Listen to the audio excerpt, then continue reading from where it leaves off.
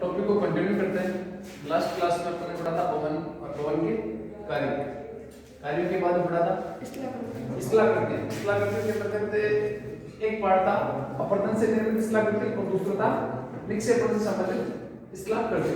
तो अपवर्तन से संबंधित जो स्थलाकृति है 8 9 10 उनके बारे में कल पढ़ लिया था। आज पढ़ेंगे निक्षेपण से निर्मित स्थलाकृति। निक्षेपण से निर्मित स्थलाकृति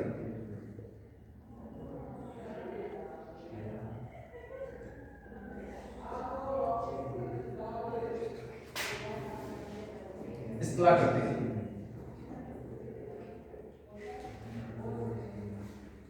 निक्षेपण का मतलब क्या होता है? निक्षेपण का मतलब क्या होता है? कोई चीज पवन अपवर्तन करती है, अपवर्तन का मतलब अपने साथ जो कुछ लाती है उसको कहीं ना कहीं वापस छोड़ती है। तो जहां पर छोड़ती है उस चीज को हम बोलते हैं निक्षेपण, यानी पटकना, उड़ाकर लाती है और लाने के बाद वापस से छोड़ देती है, उसको बोलते हैं निक्षेपण से निर्मित स्थलाकृति। इन स्थलाकृतियों के अंतर्गत सबसे पहली स्थलाकृति उसको बोलते हैं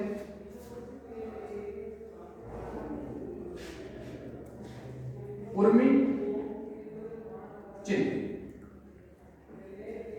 पहली स्थलाकृति उसका नाम है उर्मी चिन्ह। ये इसका एक नाम और मिलता है तरंग चिन्ह। इसको बोलते हैं तरंग चिन्ह, उर्मी चिन्ह या तरंग चिन्ह।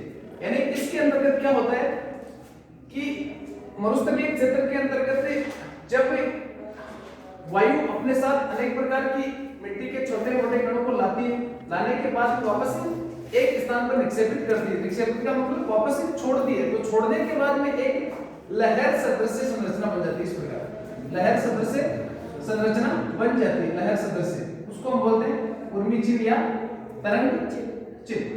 उर्मी चिन्ह या तरंग चिन्ह। यानी इसमें क्या होता है? लहर सदृश संरचना बन जाती है। इसको हम बोलते हैं उर्मी चिन्ह या तरंग चिन्ह। दूसरी स्थलाकृति है उसका नाम है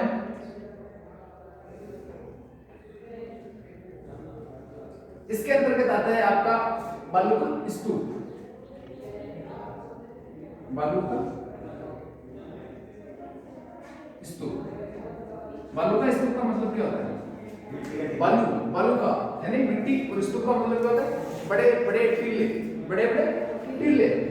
बनते किससे? निक्षेपण से बनते हैं। वापस मिट्टी गिरती है तो गिरने के बाद में टीले बनते हैं। जहां से मिट्टी उठती है वहां पे क्या हो जाता है?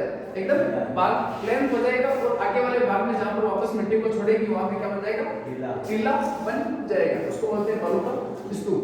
अब बालू का स्तूप के अनेक प्रकार हमारे को देखने को मिलते हैं। पहला है उसको बोलते हैं अनुदैर्ध्य बालू का स्तूप। बालू का स्तूप। अनुदैर्ध्य बालू का स्तूप का मतलब क्या होता है? क्या होता है अनुदैर्ध्य का मतलब? यानी इसके अंतर्गत क्या होता है? जिस दिशा में हवा चलती है, जिस दिशा में हवा चलती है तो हवा के समानांतर ये बालू का स्तूप आगे से आगे बढ़ते जाते हैं। तो पवन की दिशा के अनुसार, पवन की दिशा के समानांतर बालू का स्तूप क्या होते हैं? स्थानांतरित होते रहते हैं। उसको बोलते हैं अनुदैर्ध्य बालू का स्तूप। इस प्रकार के बालू का स्तूप सर्वाधिक जैसलमेर के अंतर्गत देखने को मिलते हैं। दूसरी चीज है कि ये बालू का स्तूप होता है अनुदैर्ध्य बालू का स्तूप। इसके अंतर्गत एक होता है बालू का स्तूप। अब बालू का स्तूप के अंतर्गत क्या होता है? चलने के लिए जो रास्ता होता है, पैदल चलने के लिए या जो ऊंट के कारवे चलते हैं ना, उनके चलने के लिए एक रास्ता होता है दो बालू का स्तूप के बीच में। उसको बोलते हैं कॉरिडोर या गसी। कॉरिडोर ये इसको बोलते हैं गसी। इधर देखो जिस प्रकार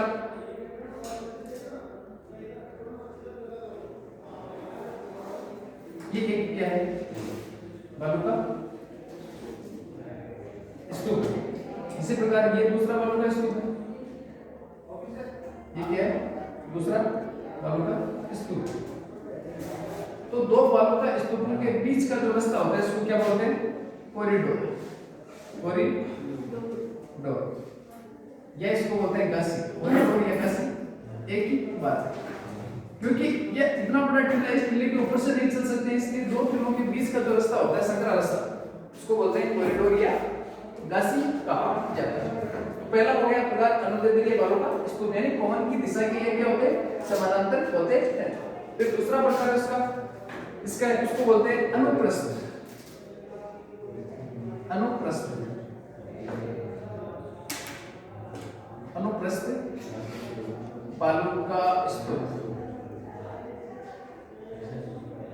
बालू का स्तूप। इसके अंतर्गत क्या हो रहा है, ये पवन की दिशा के क्या हो रहे हैं, समानांतर, जबकि अनुप्रस्थ बालू का स्तूप पवन की दिशा के 90 डिग्री के कोण यानी कि समकोण पर बनते हैं।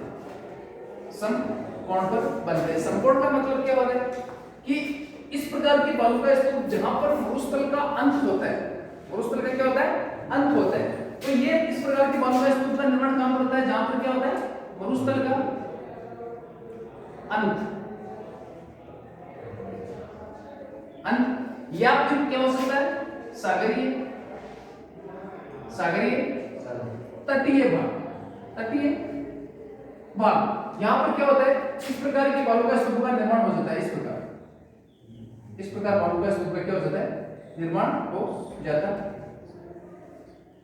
यानी आगे आगे क्या होता है, कुछ ना कुछ अवरोध आ जाता है, अवरोध के कारण बालू का स्तूप क्या हो जाता है, एकदम खड़ा हो जाता है। और पवन किस प्रकार चलती है, इस प्रकार पवन चलती है, इस प्रकार। तो पवन की क्या हो रहा है, एकदम 90 डिग्री, ये खड़ा और ये क्या एकदम सीधे। इसके अंतर्गत लगातार मिट्टी आगे से आगे बढ़ती रहती है।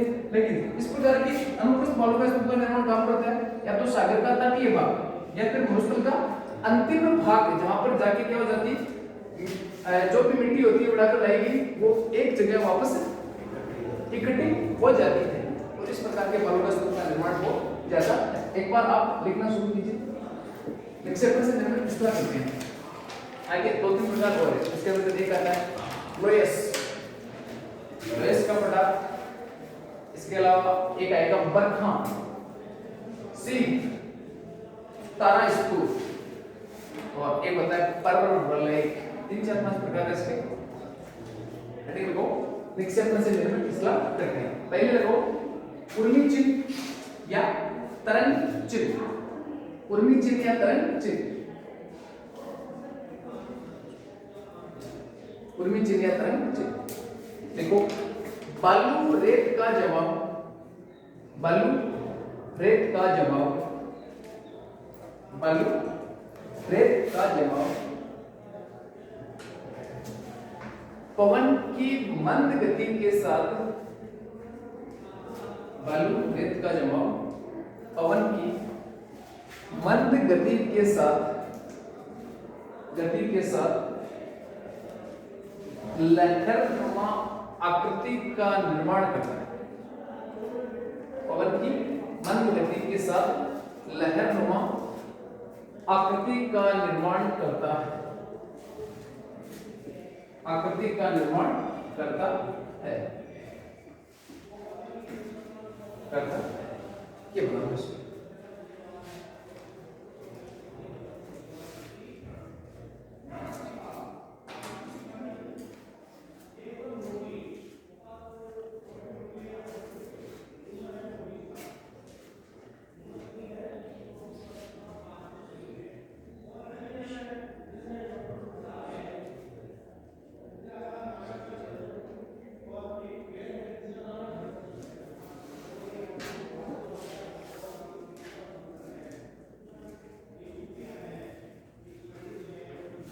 पहला हो गया। दूसरा लिखो, बालू का स्तूप या इनको बोलते हैं रेत के टिल्ले, रेत के टिल्ले।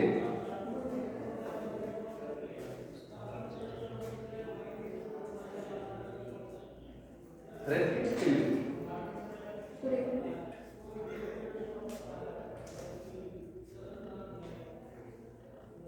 बालू का स्तूप, बालू का स्तूप का मतलब क्या होता है, रेत के टिल्ले, टिल्ले।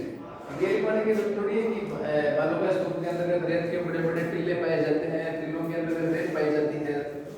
समझ गए ना, टिल्ले का मतलब क्या है, इसमें रेत होगी तो वो क्या होगा, रेत का टिल्ला। भूगोल की भाषा में इसको बोलते हैं बालू का स्तूप। बालू का स्तूप के अंतर्गत पहला प्रकार है उसका लिखिए अनुदैर्ध्य, अनुदैर्ध्य। अनुदैर्ध्य, या इनके एक दो नाम मिलते हैं, अनुदैर्ध्य या लिख लो एक अनुदैर्ध्य बालों का स्तूप।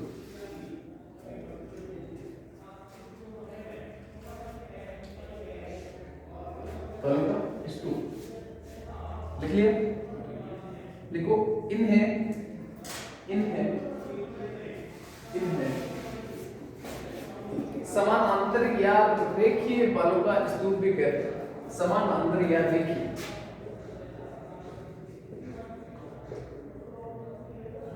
समानांतर या रेखीय बालों का स्तूप भी कहते हैं। समानांतर या रेखीय बालों का स्तूप भी कहते हैं। पवन की दिशा के, पवन की दिशा के समानांतर, पवन की दिशा के समानांतर या पवन प्रवाह की दिशा में, पवन प्रवाह की दिशा में निर्मित बालों का स्तूप, बालों का स्तूप जिसका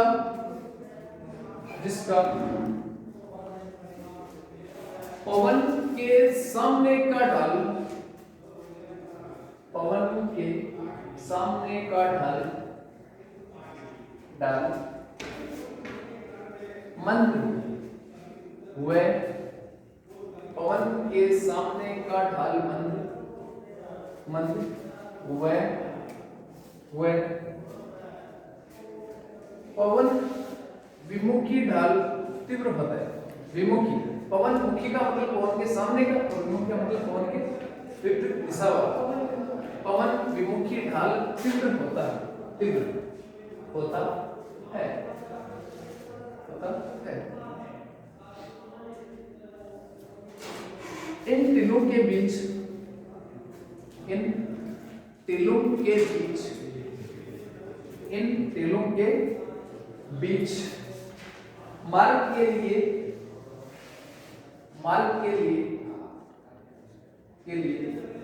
स्थान बना रहता है। मार्ग के लिए स्थान बना रहता है जिसे कॉरिडोर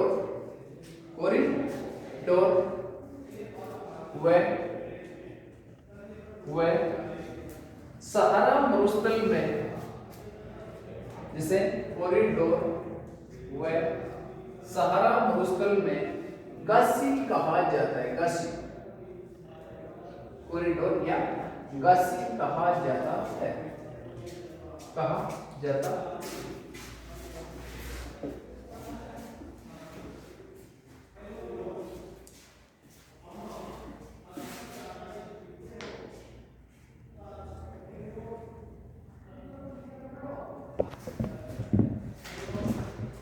कहा जाता है। इसके अंतर्गत देखो ये आपका ये डायग्राम, ये मैंने आपको समझाने के लिए बताया। एक बार इसको मैं थोड़ा सा ढंग से बना देता हूँ। इस डायग्राम कॉपी में बनाने के लिए ठीक नहीं है।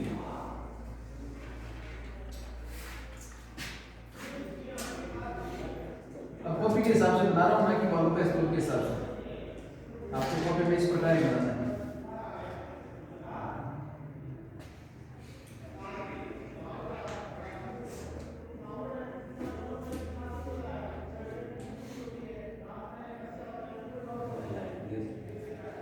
ये ऊपर वाला एक बालों का स्तूप है, और नीचे वाला क्या है? दूसरा बालों का स्तूप। ऐसे नहीं होते, लेकिन आप मान लेना। और बीच वाला रास्ता है, इसको क्या बोलते हैं? कॉरिडोर। कॉरिडोर या इसको बोलते हैं गासी। मैंने अभी आपको बताया कि पवन का प्रवाह किस प्रकार होता है, इस प्रकार होता है। पवन का बालों का स्तूप के क्या होता है? एकदम समान। तो इसको बोलते हैं पवन मुखी ढाल। पवन मुखी ढाल मंद होता है, जबकि पवन विमुखी ढाल ये क्या होता है? तीव्र होता है। यहाँ पे क्या होता है? ढाल मंद होने का कारण क्या? लगातार पवन इस भाग को तोड़ती रहती है, तोड़ने का कारण ये हो जाता है मंद, और ये हो जाता है तीव्र। इस प्रकार अच्छा ऊपर वाला एक बालू का स्तूप, नीचे वाला दूसरा बालू का स्तूप, बीच वाला रास्ता इसको बोलते हैं कॉरिडोर या गस।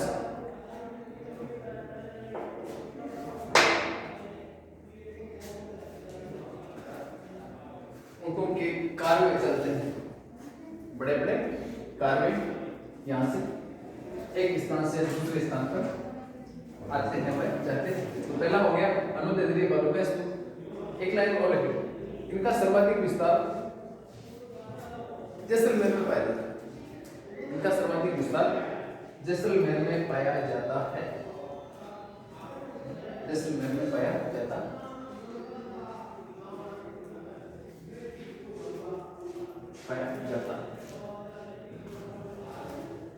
दूसरा लिखो, अनुप्रस्थ बालू का स्तूप, अनुप्रस्थ बालू का स्तूप, अनुप्रस्थ बालू का स्तूप। देखो, जब बालू का स्तूप का निर्माण, जब बालू का स्तूप का निर्माण, बालू का स्तूप का निर्माण प्रचलित पवन की दिशा के, प्रचलित पवन की दिशा के समकोण या 90 डिग्री पर होता है, समकोण या 90 डिग्री पर होता है, होता है। इसे अनुप्रस्थ बालू का स्तूप कहते हैं, अनुप्रस्थ बालू का स्तूप कहते हैं।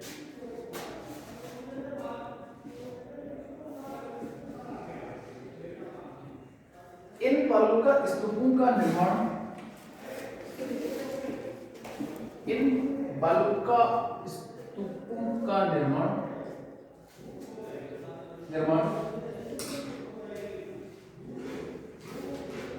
रेगिस्तानों की सीमा, बॉर्डर, रेगिस्तानों की सीमा तथा रेतीले सागरीय तटों, रेतीले सागरीय तटों पर होता है, रेतीले सागरीय तटों पर होता है, बना।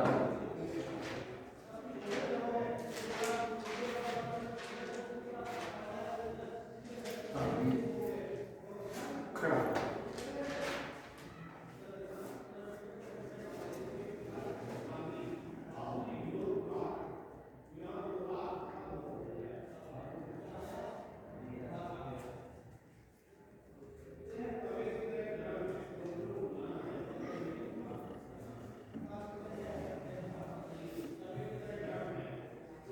इस प्रकार ये हवा चल रही है।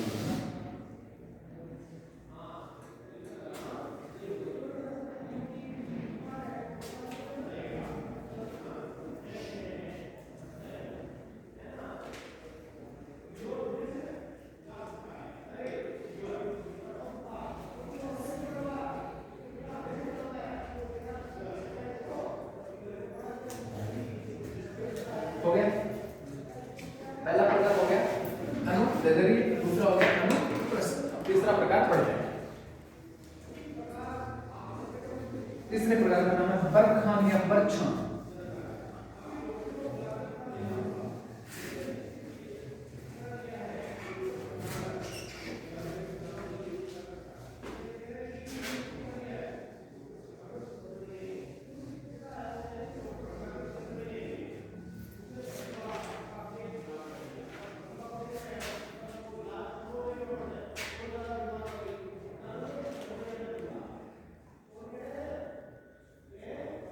बरखान, ये इसको बरछान भी बोलते हैं, बरखान या बरछान। देखो बरखान या बरछान क्या होता है, सबसे पहले चीज डायग्राम के माध्यम से इसको समझने की कोशिश करते हैं।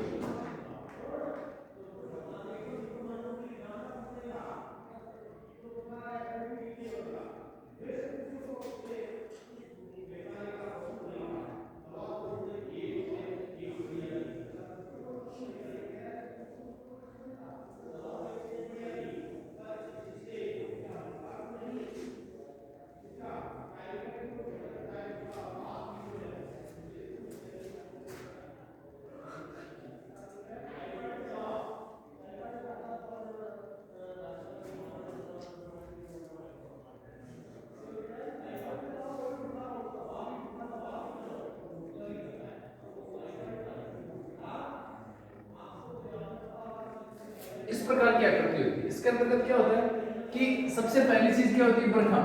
तो बरखान में ये कि आप इससे पहले बरखान से पहले अपने कौन सा बालू का स्तूप पढ़ा था, अनुप्रस्थ। अनुप्रस्थ, तो ये अनुप्रस्थ का क्या होता है, विशाल रूप हो जाता है। जब अनुप्रस्थ बालू का स्तूप है उसका रूप बहुत ज्यादा विशाल हो जाए तो किसका निर्माण होगा, बरखान का निर्माण होगा। पहली चीज, बरखान अनुप्रस्थ बालू का स्तूप का क्या होता है, विशालतम रूप होता है। दूसरी चीज, बरखान बालू का स्तूप है, इसको अर्धचंद्राकार, अर्धचंद्राकार,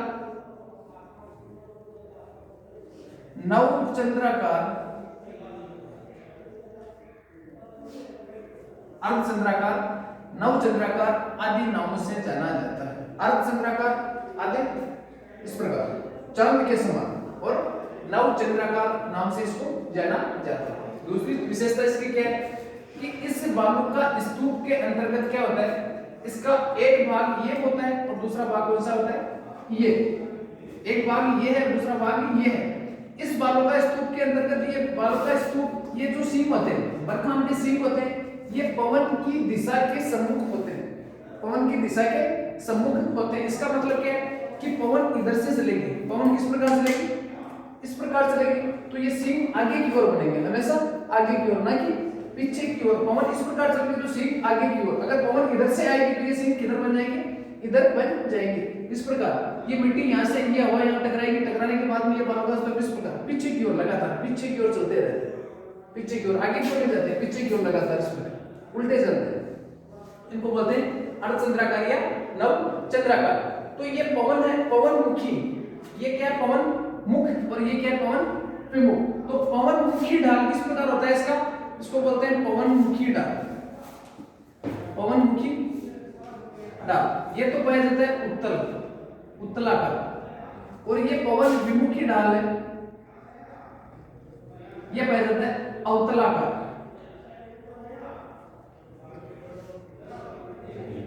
उत्तल आकार दूसरा है अवतल आकार।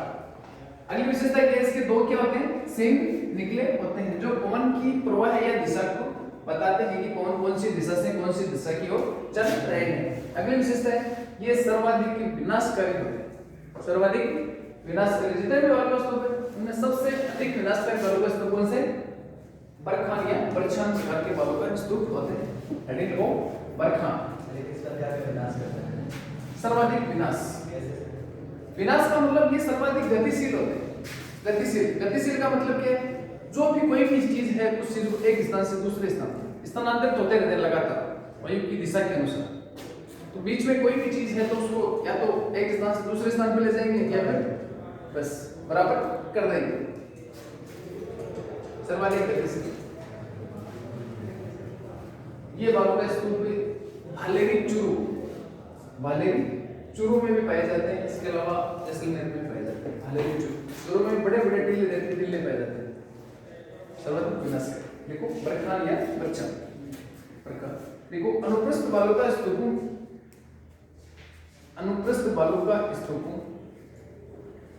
का ही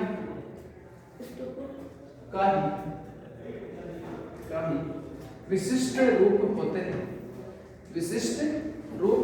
होते हैं। इनका आकार चापाकार,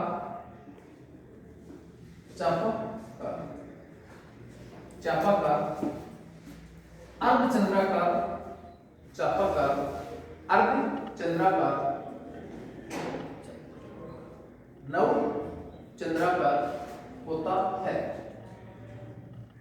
चापाकार, अर्धचंद्राकार, नवचंद्राकार होता है।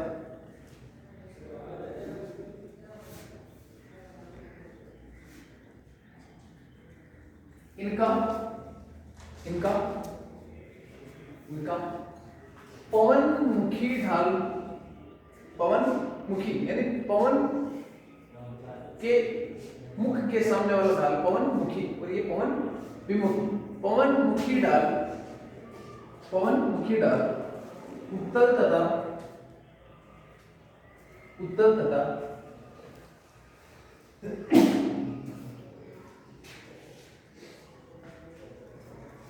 पवनमुखी ढाल उत्तर तथा पवन विमुखी ढाल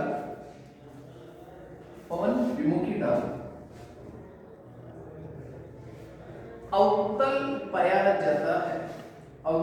जाता है।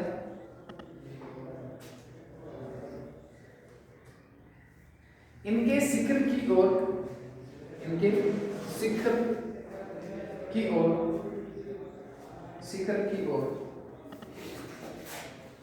पूर्ण विकसित दो सींग निकले होते हैं। पूर्ण विकसित दो सींग निकले होते हैं जो पवन के चलने की दिशा में निकलते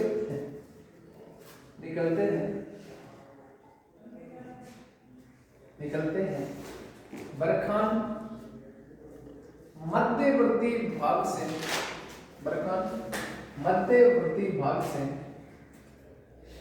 सर्वाधिक ऊंचे होते हैं।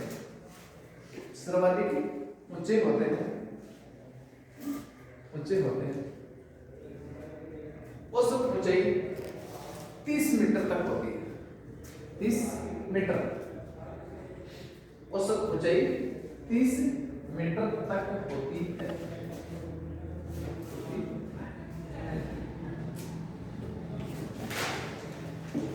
डायग्राम बना 30 मीटर तक होती है।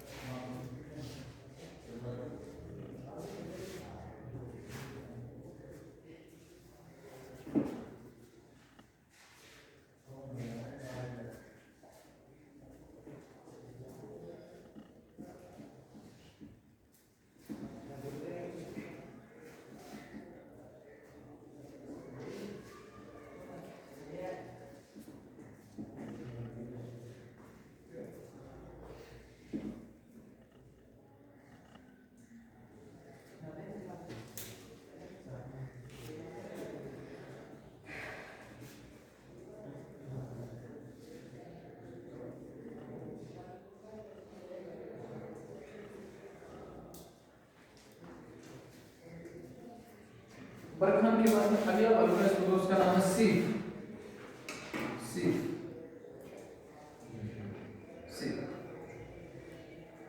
सीप के अंतर्गत क्या होता है कि पवन की दिशा में बदलाव होता है। पवन की दिशा में बदलाव इस प्रकार पवन चल रही है, पवन ऑटोमेटिक इधर से चलेगी। पवन की दिशा में बदलाव होने से बरखान की एक भुजा शेष रहती है, यानी एक भुजा टूट जाएगी और एक सिंह रहेगा उसमें। इसकी विशेषता क्या है, इसमें दो सिंह होते हैं, लेकिन पवन की दिशा बदलने के कारण क्या होता है, बरखान की एक सिंह सुरक्षित रहता है, एक भाग टूट जाता है, उसको बोलते हैं सीप। एक आता है तारा बालू का स्तूप। तारा बालू का स्तूप। तारा बालू का स्तूप में क्या होता है, ये जो आपका बरखान है इसकी 3 से अधिक भुजाएं हो जाती है। इसके अंतर्गत क्या है, 1 और 2 है। 3 का मतलब क्या हो रहा है, जिस प्रकार ये कोई इस तरह करती है, ये कोई इस तरह करती है, अब इसके अंतर्गत इस प्रकार हो जाता है, इस प्रकार अनेक प्रकार के हो जाते हैं, अनेक प्रकार की भुजाएं हो जाती है, तो उसको बोलते हैं तारा बालू का स्तूप। इस प्रकार का बालू का स्तूप ये लिखो, पहले सी लिखो, सी इंपॉर्टेंट ये है, ये बरखान इंपॉर्टेंट है। सी देखो, पवन की दिशा में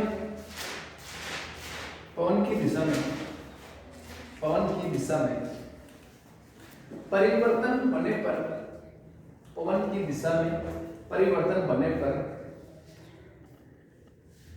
बरखान की एक ही भुजा, बरखान की एक ही भुजा शेष रह जाती है, एक ही भुजा शेष रह जाती है,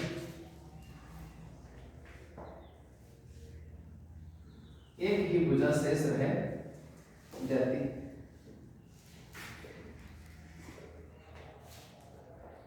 इस प्रकार क्या करती है, एक ही भुजा शेष, एक टूट जाएगी। ये सीप क्या करती है, सीप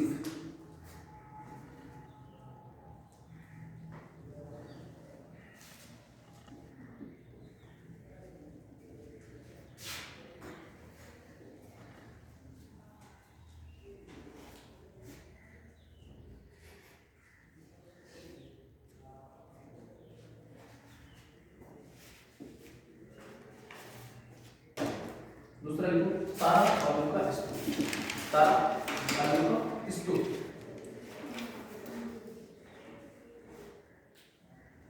देखो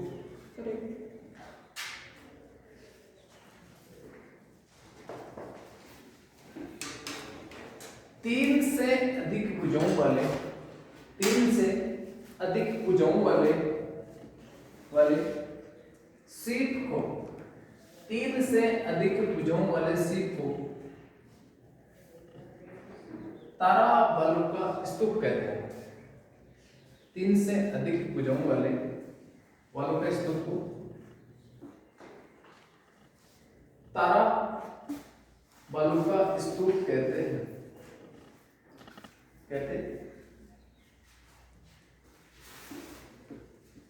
देखो एक भुजा है तो सीप है, 2 भुजा है तो क्या है, बरखान है, और 3 या 3 से अधिक है तो उसको क्या बोलते हैं, तारा बालू का स्तूप। इस प्रकार क्रम बनता है, 1 का मतलब सीप, 2 का मतलब बरखान।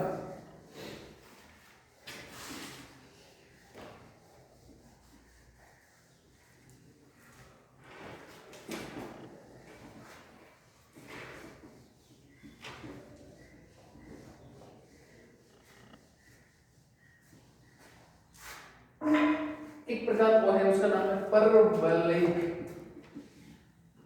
परवलयिक,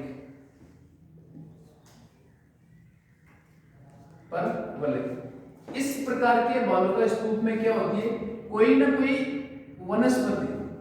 वनस्पति या पेड़ पौधों के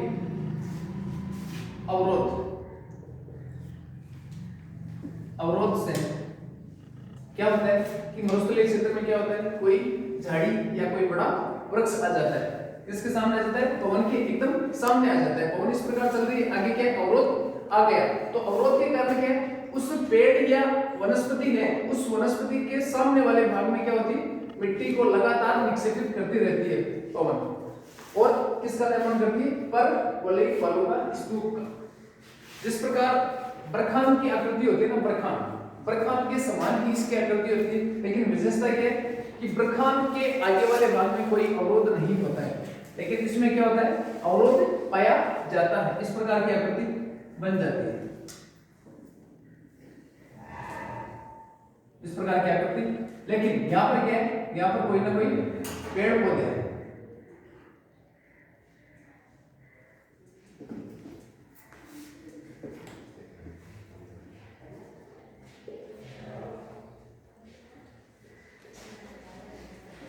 ये साथ में क्या हो गया, पेड़ पौधा आ गया, इसके अवरोध से इस प्रकार की आकृति बन जाती है, उसको बोलते हैं परवलयिक।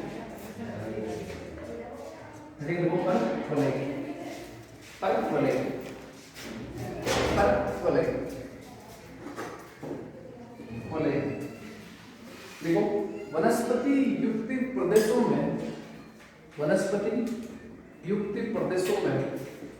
में, बरखान का उल्टा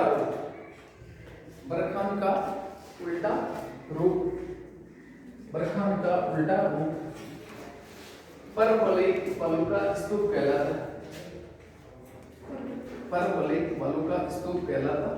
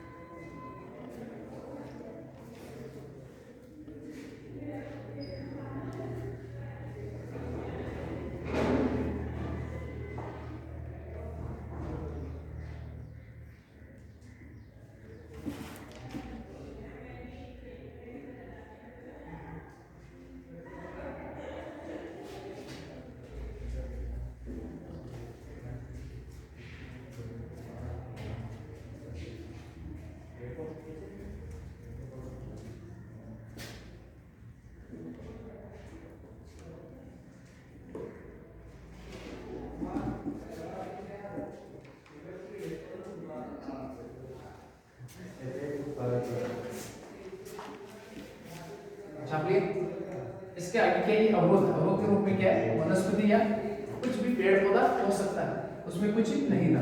आगे लिखो लोइस का पठार। लोइस का पठार इसी के अंतर्गत लोइस का पठार निक्षेपण से निर्मित लगते लोइस का पठार, जो भी है नंबर लगा लो। लोइस का पठार, लोइस का पठार। देखो इस लोइस के पठार के बारे में सबसे पहले एक विद्वान है, उसका नाम है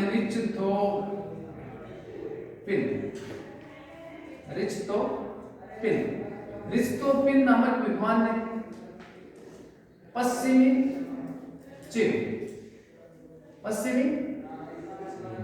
चीन के अंतर्गत एक क्या पाया जाता है पठार पाया जाता है। उस पठार के ऊपर जो मिट्टी है एकदम क्या होती है बहुत ज्यादा बारीक मिट्टी होती है, बहुत ज्यादा बारीक मिट्टी होती है।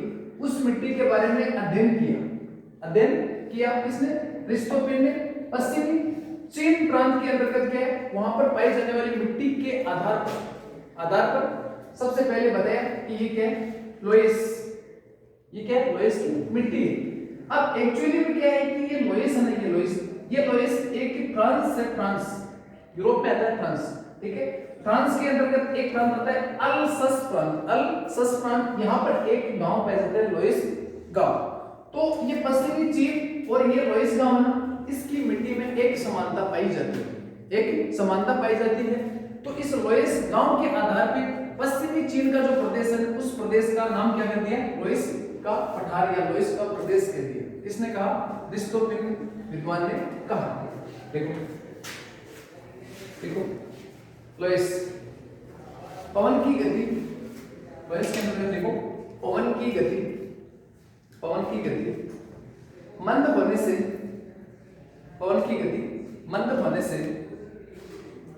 बारीक रेत का जमाव हो जाता है। पवन की गति मंद होने से बारीक रेत का जमाव हो जाता है,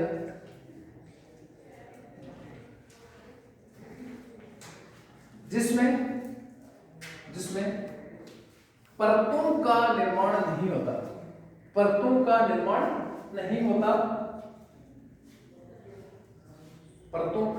नहीं होता। लोइस का मैदानी भाग कहते हैं, लोइस का मैदानी भाग कहते हैं।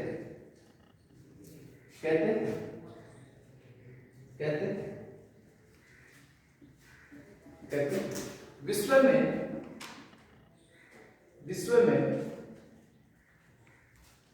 में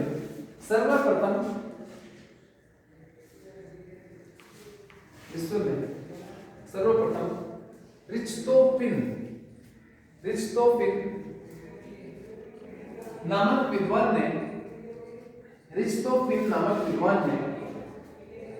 नामक विद्वान ने उत्तर पश्चिमी चीन के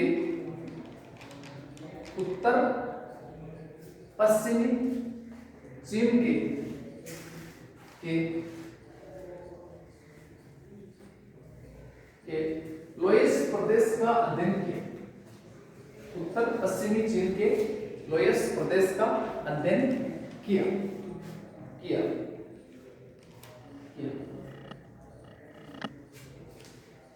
लोइस का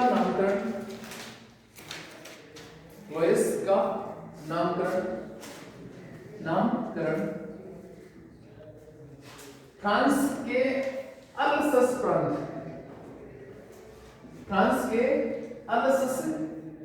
प्रांत में लोइस गांव के आधार पर, फ्रांस के अल्सस प्रांत में लोइस गांव के आधार पर किया गया।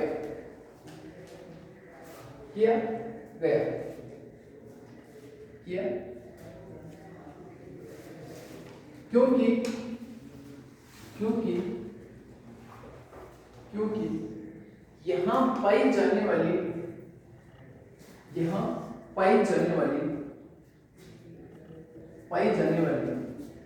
मिट्टियों में एक समानता पाई जाती है। यहाँ पाई जाने वाली मिट्टियों में एक समानता पाई जाती है। एक समानता पाई जाती है, पाई जाती है। यानी कि पश्चिमी चीन और लोइस गांव यहाँ की मिट्टी के एक समान है, तो इसके आधार पे ये नाम कर दिया इसका लोइस का पठार या लोइस का मैदान। आगे एक लाइन लिखो, लोइस की मिट्टी का रंग, लोइस की मिट्टी का रंग पीला पाया जाता है, पीला पीला पाया जाता है, पीला पाया जाता है। तो ये अपने स्थलाकृतियां हो गई, एक सेपरेट से देर में स्थलाकृति कंप्लीट हो गई। ठीक है।